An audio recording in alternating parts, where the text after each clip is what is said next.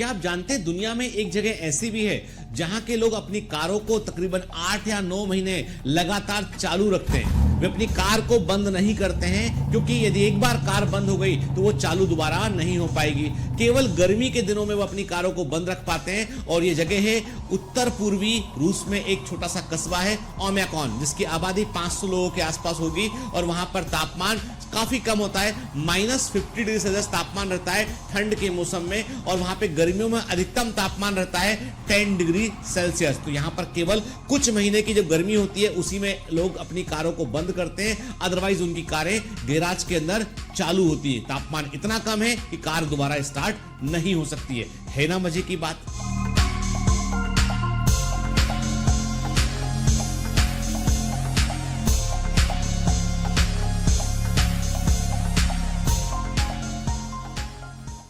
क्या आप जानते हैं 2020 में जो डायग्नोस्टिक टेस्ट सबसे अधिक पॉपुलर हुआ और पूरी दुनिया में इसका इस्तेमाल किया गया वो था RT-PCR टेस्ट।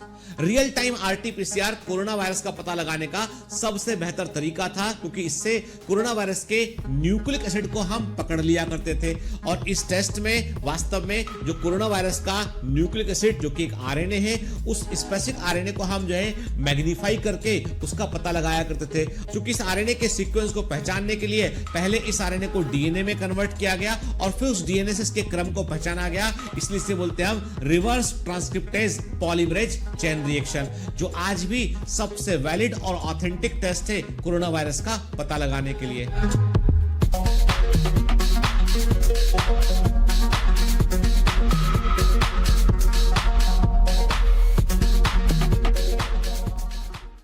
पूरी दुनिया को डराने के लिए सिर्फ एक शब्द काफी है, V117।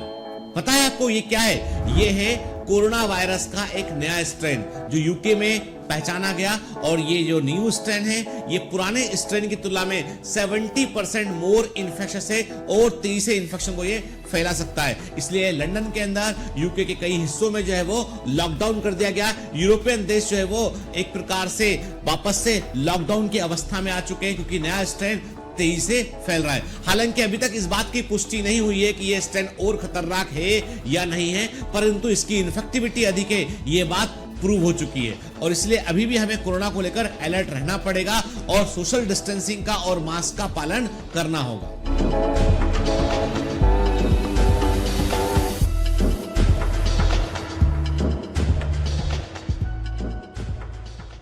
बायोलॉजिकल वर्ल्ड कई तरह के आश्चर्य से भरा हुआ है। यदि मैं आपसे पूछूं कि बताइए ऐसा कौन सा एनिमल है जो सबसे अधिक बड़ा मुंह रखता है, जिसका मुंह सबसे बड़ा है, इतना बड़ा मुंह किसी और एनिमल का नहीं है, तो बताइए क्या आंसर होगा? इसका आंसर है हिप्पोपोटेमस। सबसे बड़े मुंह को रखने वाले एनिमल होते हैं जो अफ्रीका के दलदली एरिया में हमें दिखाई पड़ते हैं। यदि मैं आपसे पूछूं कि बताइए उस एनिमल का नाम जो सबसे अधिक भोजन करता है, इतना भोजन खाता है कि जो एक सामान्य व्यक्ति जो है पूरे साल में खाता है वो उतना एक दिन में खाता है, आंसर है ब्लू व्हेल। ब्लू व्हेल सबसे अधिक भोजन करने वाले जंतु होते हैं। मैं यदि आपसे पूछता हूं कि इस धरती पर प्रेजेंट सबसे बड़े साइज का कॉर्निवोर एनिमल कौन सा है, तो आप बोलेंगे टाइगर। गलत है। इस धरती पर सबसे बड़े साइज का कॉर्निवोरस एनिमल जो प्रेजेंट है वो है पोलर बियर। तो कहने का मतलब यह है कि जीवन में कई तरह के रंग हैं और बहुत तरह की विविधताएं हैं और बहुत तरह के आश्चर्य भी छिपे हुए हैं। यदि मैं आपसे पूछूं क्या जेनेटिक इंजीनियर बनना आसान है, तो आप बोलेंगे निश्चित तौर पर यह बहुत कठिन होने वाला है क्योंकि इसके लिए आपको डीएनए का बहुत डिटेल नॉलेज चाहिए पड़ेगा और आपको बहुत सारा स्किल की रिक्वायरमेंट होगी।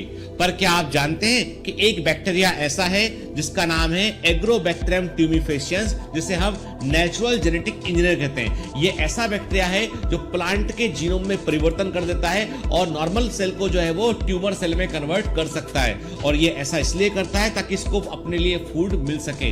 तो ये एक ऐसा बैक्टीरिया है जो प्राकृतिक रूप से जेनेटिक इंजीनियरिंग का काम कर रहा होता है।